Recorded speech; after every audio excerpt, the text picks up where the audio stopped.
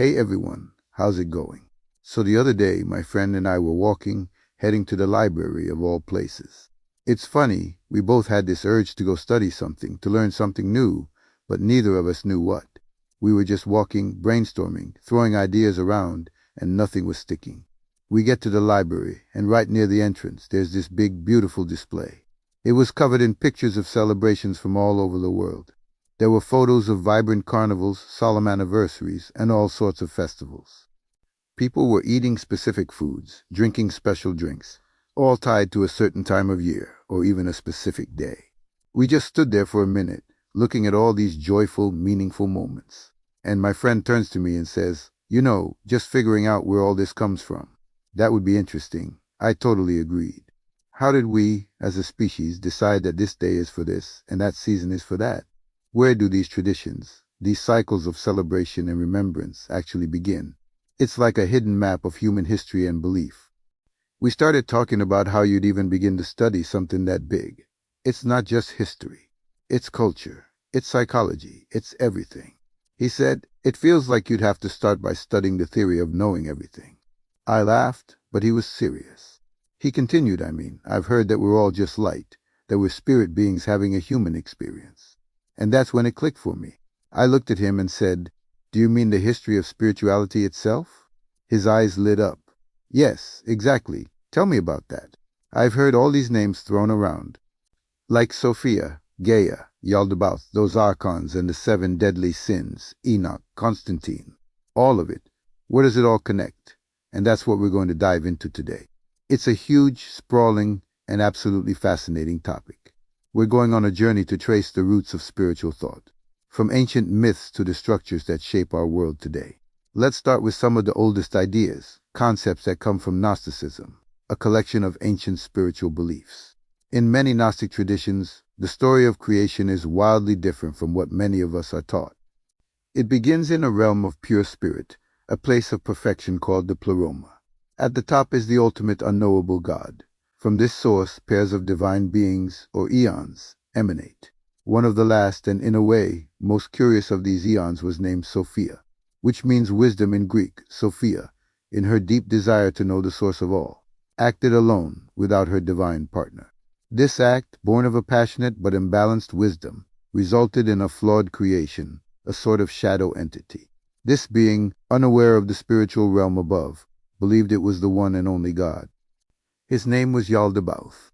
He's often depicted as a lion-headed serpent, an arrogant and ignorant creator. This is the demiurge, the craftsman of the physical world we inhabit.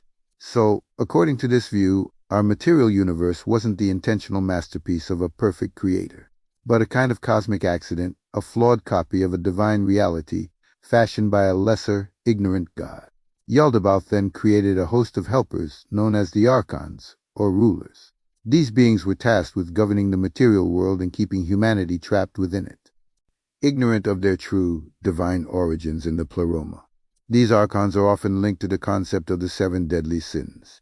The idea is that each archon presides over a specific human failing: pride, greed, lust, envy, gluttony, wrath, and sloth. They use these tendencies to bind human spirits to the material realm, distracting us with physical desires and emotional turmoil, preventing us from remembering our true home and our spiritual nature. It is a powerful metaphor. Our own inner struggles are seen as external forces trying to keep us asleep, spiritually speaking. Then there's the figure of Gaia. While the name is more associated with Greek mythology as the primordial goddess of the earth, the concept fits perfectly into this spiritual puzzle. In many earth-based and pantheistic beliefs, Gaia is the planet itself, a living, conscious being. She is the source of all life, the ultimate mother. In the context of our Gnostic journey, you could see Gaia as the very stage upon which Yaldabaoth's drama unfolds the beautiful, breathing, living prison created for humanity, yet a prison that still holds the echo of a higher divinity. The Gnostics believed that sparks of Sophia's divine light were trapped within creation, hidden within certain humans. So, the earth, Gaia, is both a cage and a vessel of divine essence. Now, where do figures like Enoch fit in? The Book of Enoch is an ancient Hebrew apocalyptic text ascribed to Noah's great-grandfather. Enoch, while not part of the standard biblical canon for most denominations, it was hugely influential on early Christian and Jewish thought. The book describes Enoch's journeys through the heavens, where he's shown the secrets of the cosmos, the nature of angels and demons, and the future of humanity. He's a messenger, a human who pierced the veil between the material and spiritual worlds. For the Gnostics, Enoch was a perfect example of a human who achieved gnosis, that secret, intuitive knowledge of the divine. He didn't just have faith. He saw and experienced the spiritual realms firsthand. He learned about the archons and the structures of control they had put in place. His story provided a kind of blueprint for spiritual awakening, showing that it was possible for a human to transcend the limitations of the material world, created by the demiurge, and reconnect with the true divine source. This brings us to a major turning point in our spiritual history, the Roman Emperor Constantine. For the first few centuries, Christianity was a diverse and often persecuted collection of different beliefs. There were many gospels and many interpretations, including the Gnostic ones we've been discussing. Constantine changed everything. In the 4th century, seeking to unify his vast and fractured empire, he adopted Christianity as the state religion. But it couldn't be just any Christianity. It had to be a single, unified, and organized version. In 325 AD, he convened the Council of Nicaea. This was a gathering of bishops from all over the empire to standardize Christian doctrine. They debated the nature of God, decided which texts would be included in the official Bible and which would be excluded. Books like the Book of Enoch and many Gnostic Gospels were deemed heretical and suppressed. This is a pivotal moment. The fluid, mystical, and personal quest for gnosis, central to Gnosticism, was replaced by a structured dogmatic religion controlled by a central authority, the Church. The idea of Yaldabaoth, the flawed creator, was replaced by the concept of an all-powerful, all-good God, and the source of evil was shifted to a fallen angel. Satan, the archons, and their rule of the material world was simplified into the concept of demons tempting humanity. Constantine's actions essentially created the blueprint for Western institutional religion as we know it today. Spirituality became less about personal, direct experience of the divine and more about faith in a prescribed set of beliefs administered by a priesthood. The focus shifted from escaping the material world to navigating it according to a set of divine laws in hopes of a heavenly reward after death. The history of spirituality, in many ways, became the history of the institution that Constantine helped create. So when we look back at those pictures in the library, the festivals, the anniversaries, the traditions, we can see the echoes of this entire epic story.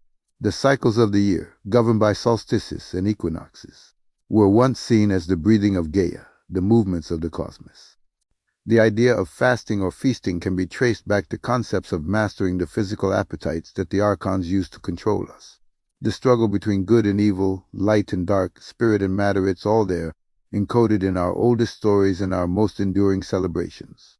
What began as a personal journey for Sophia, a quest for knowledge, fractured into a material creation. What was once a direct, personal path to gnosis, as shown by figures like Enoch, became a structured religion, solidified by emperors like Constantine for the sake of order. The rich, complex tapestry of early spiritual thought, with its eons and archons, was ironed out, simplified, and woven into a narrative that could unify an empire.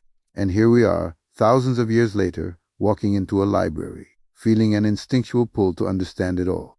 That pull itself might just be the spark of Sophia within us, the echo of our true spiritual nature, curious about its own origin story, wondering how it ended up in this beautiful, chaotic, and mysterious world. It's a history not just of gods and emperors, but of the human spirit's relentless quest for meaning and connection. What an incredible rabbit hole to fall down, right?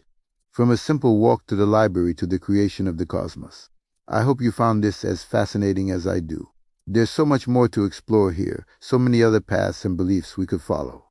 Let me know what you think in the comments. Thanks so much for watching, and if you enjoyed this journey, don't forget to like and subscribe for more. See you next time.